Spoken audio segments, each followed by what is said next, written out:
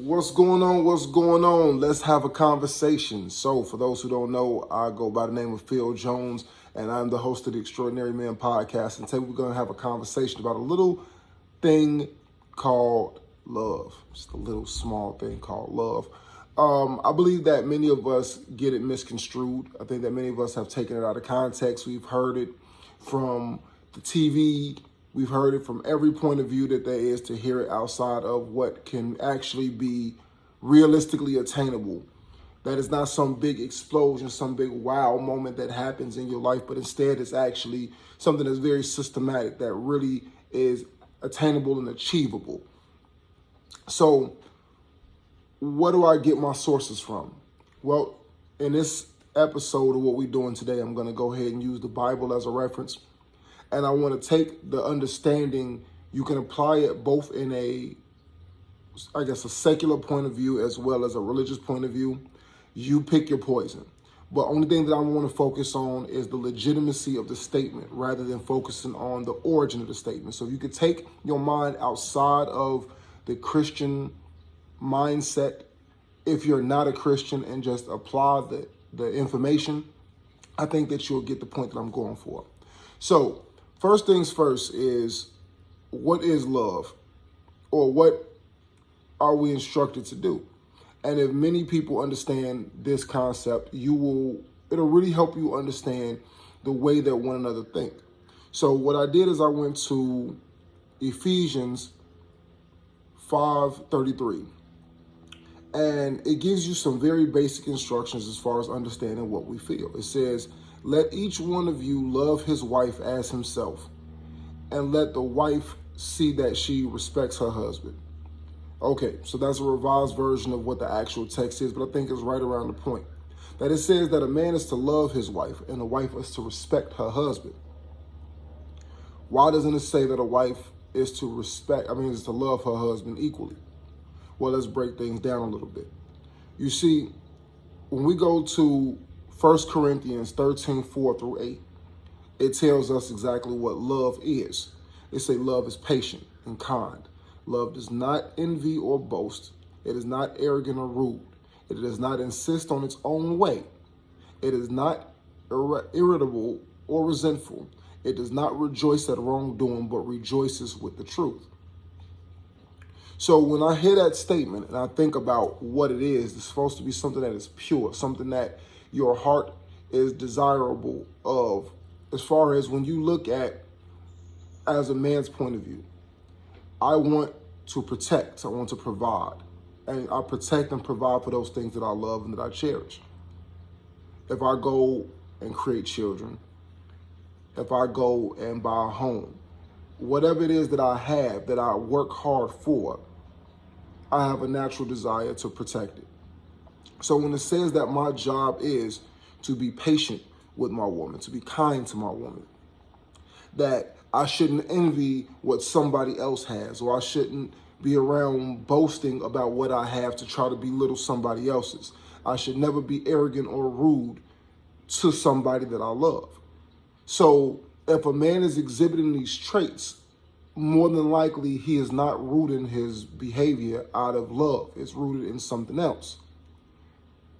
So if you use this as a template of understanding how to proceed, when I want to say something rude, or when I want to say something crass, not just suppressing it, but dealing with the part of me that wants to say something off color to my woman when I don't agree with it, is the first step toward true love. It's identifying how to deal with those situations, but also to identify the fact that I need to make the change in order to show that woman how much I love her.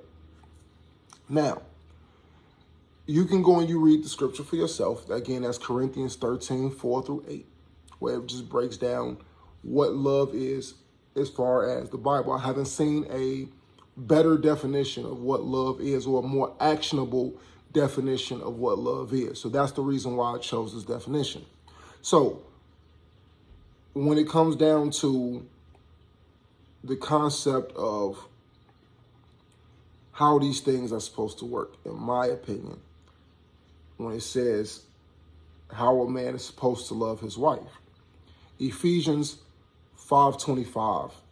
Husbands, love your wives just as Christ loved the church and gave himself up for her to make her holy, cleansing her by washing with water through the word, and is present and to present her to himself as a radiant church, without a stain or wrinkle or any other blemish, but holy and blameless.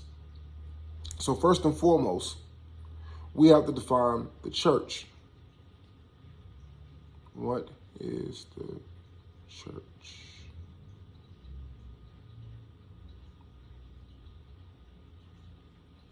So when they say the church is not what we think the church is. It's not a building. The church is the body of Christ.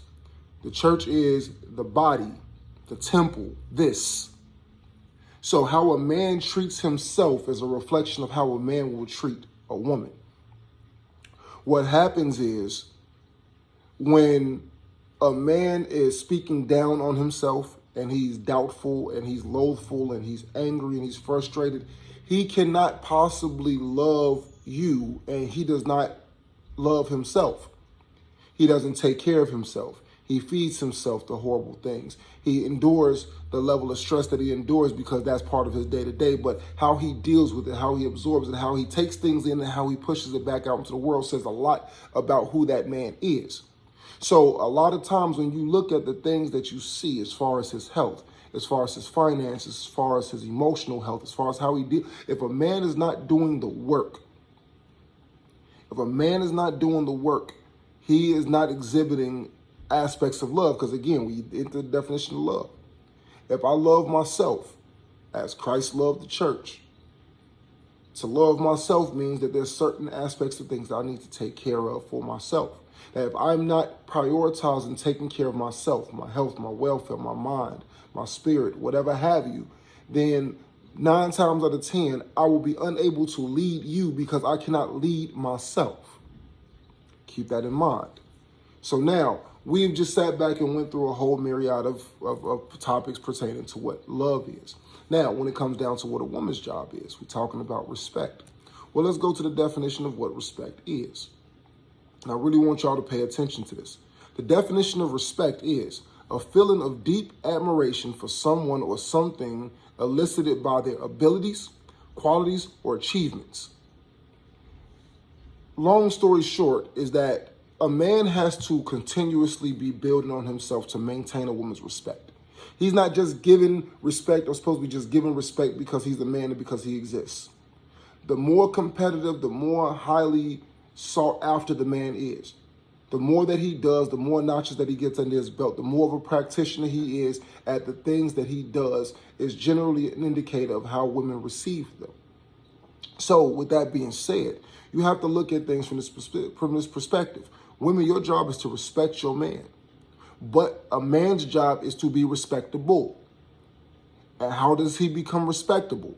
Through his qualities, his abilities, and achievements. If he does not have skills, he needs to get skills. If he is not earning, he needs to start earning. If he's not in control of his mind, his body, his mental health, elsewhere, it is hard for a woman to respect him. He just breaks down and goes into these emotional tirades and he cannot maintain himself in a dignified manner, even when she loses control. If he is not unable to bring it back and he joins her in a loss of control, then you can understand where I can do bad all by myself comes from.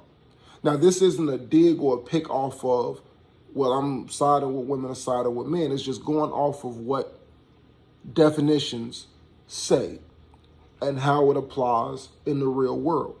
And I really think that if people would look at this from this perspective, just those couple of Bible quotes that I gave you, and a definition of respect, we could easily understand what our jobs is. So for anybody that is a little clueless as far as what the respect aspect is, ladies, when you go to work and how you don't mouth off to your boss, your husband deserves a notch more respect than that. When you call your father or whatever male figure that you have the utmost respect for, be it your pastor, whomever, when you can check yourself and not say what you want to say and fly off the handle for that person, your husband deserves a step above that. Remember, you chose him to be a husband. You chose him. You said yes when he asked you. With that, you said he was good enough. So don't think that it's okay to just talk to a man any kind of way and give more respect to everybody else outside of the house than you give to your husband. When you come home, your husband should get the utmost respect from you. But that husband has to also remember that he has a job to keep himself up and maintain his status of being respectable. Goes hand in hand. But even if that happens, there are ways to explain to your husband, to talk to your husband directly about him being a logical creature, that he is falling off without insulting him, without disrespecting him, without going around about finding other ways, and ultimately without cheating on him or breaking the covenant or posting yourself online to give the impression that you are available or you're on the market. So that's my statement, guys. Tune in for some more information as it becomes available. Remember that the scriptures that I gave you guys today are Ephesians 5:53 for what a man and a woman's role is when it comes down to love and respect. 1 Corinthians 13:4-8 with the definition of what love is. Ephesians 5:25 when it comes down to what a husband's role is as far as how he loves a woman. And then the definition of respect, which you can look up in almost any dictionary, just breaking down what makes you respectable, what is respect based on, and it's the deep admiration of someone who is achieving, somebody whose abilities, qualities, achievements. Therefore, if there's any questions, any comments, please leave your comments below, or make sure to like, subscribe, whatever you do. I'll get back to you guys more when I can develop another philosophy. Peace.